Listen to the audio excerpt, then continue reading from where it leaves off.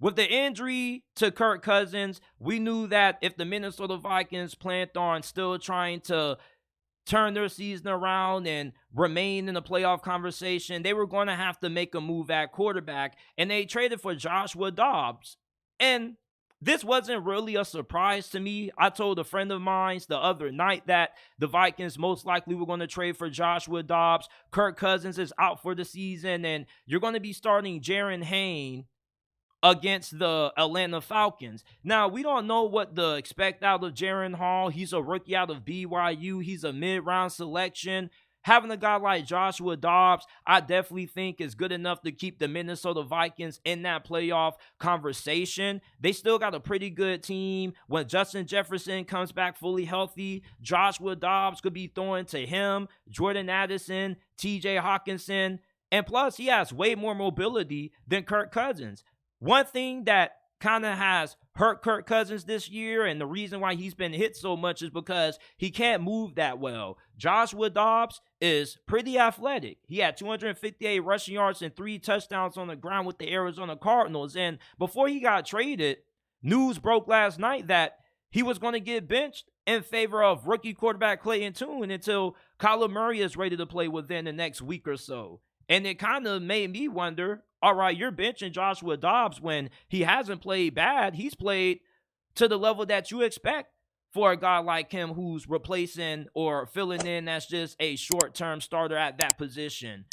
The Minnesota Vikings, this is a team that they have the opportunity to just go ahead, wave the white flag, and just go ahead and try to tank for Caleb Williams. But Kevin O'Connell in that organization, I have a lot of respect for them due to the fact that they're not giving up on the season. They say that, we came way too far. We've turned our season around.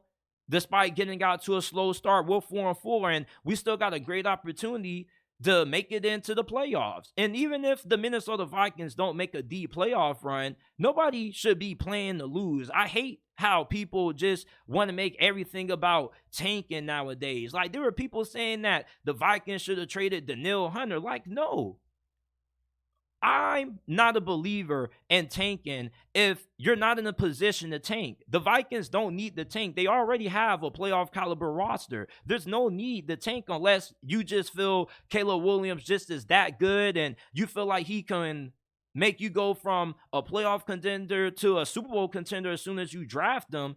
I was never on board with the whole Minnesota tank for Caleb Williams train. Now, if the Minnesota Vikings end up not being that great with the injury to Kirk Cousins, sidelining him for the rest of this season, and they still find a way to get Drake May or Caleb Williams, then I can respect that. Because at least you're trying. You're not trying to tank for those guys. You're not trying to be bad on purpose. You're still trying to win games. It's just that your team just ain't that great.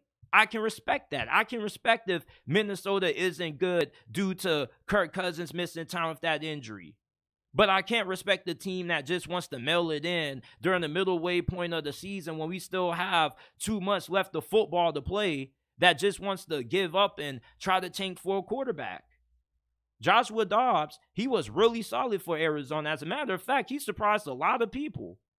Arizona was not expected to be a good team, and their offense, when you look at it from a talent standpoint, it's one of the least talented offenses in the National Football League. So Joshua Dobbs, him getting traded to Minnesota, he's getting put in a better situation. I'm pretty confident that Minnesota isn't going to make Joshua Dobbs their long-term solution at quarterback. This is just a Band-Aid until you can find who's going to be your long-term answer at that position once this season concludes. But right now, if you're looking for somebody who can keep you afloat, Joshua Dobbs is that dude. Of course, there were other alternatives out there, other QBs who you probably could have went after. Jameis Winston probably could have been a nice addition, but Joshua Dobbs is somebody that you're only getting for what? A 6th-round pick? That's a steal. You got somebody who can still keep your season afloat. When Joshua Dobbs came in last season for the Tennessee Titans, he damn near led them to the division championship game. It's just that the Jaguars just had so much more talent and the Tennessee Titans were just so banged up. The fact that Tennessee started this guy late last season tells you how solid this dude is as a potential placeholder at your QB spot until you can get a long-term answer there. I think that Joshua Dobbs is a really good bridge gap quarterback until you can find your long-term answer there. And if you need somebody who can keep you afloat with the talent that they have around him and the fact that Kevin O'Connell is an offensive-minded coach, Joshua Dobbs, if the Jaren Hall experiment doesn't work out, he can come in and win games for Minnesota. Their division is not good. Outside of the Detroit Lions, you should be able to beat the Green Bay Packers and the Chicago Bears with Joshua Dobbs at the helm at QB. So you got 2 more additional wins. And with the fact that the NFC is lacking in elite star power at the quarterback spot, I think that this trade is a really good move for Minnesota. Minnesota is going to still be able to hang around with the best teams in the league just because that they got so great of a, skill position with the talent that they got at wideout and tight end with TJ Hawkinson that it's kind of hard for Joshua Dobbs to play worse than what he did in Arizona, which was a less desirable situation. I really like this trade, getting Joshua Dobbs. I kind of forecasted this the other night. I was telling people on Instagram, don't be surprised if you see Joshua Dobbs get traded to Minnesota. And then news broke that he got benched.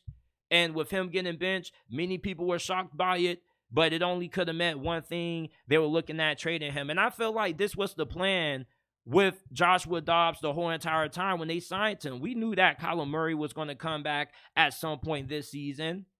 So either when Kyler Murray comes back, they were going to make Joshua Dobbs their long-term backup, or when he got healthy enough to start over Joshua Dobbs, they were going to try to flip him for a pick.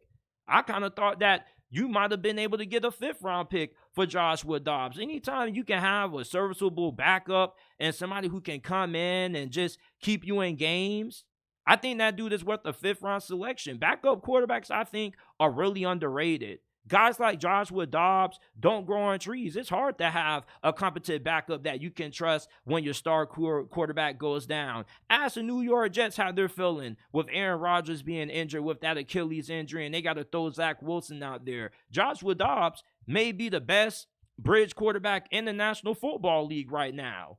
And if we were to rank Joshua Dobbs amongst the other 31 starting QBs in the league right now, I don't think he finishes in the bottom 3. I'll take Joshua Dobbs easily over Daniel Jones, Jimmy Garoppolo, Desmond Ridder, and hell, I'll even take him over Zach Wilson. Kudos to the Minnesota Vikings for trading for Joshua Dobbs.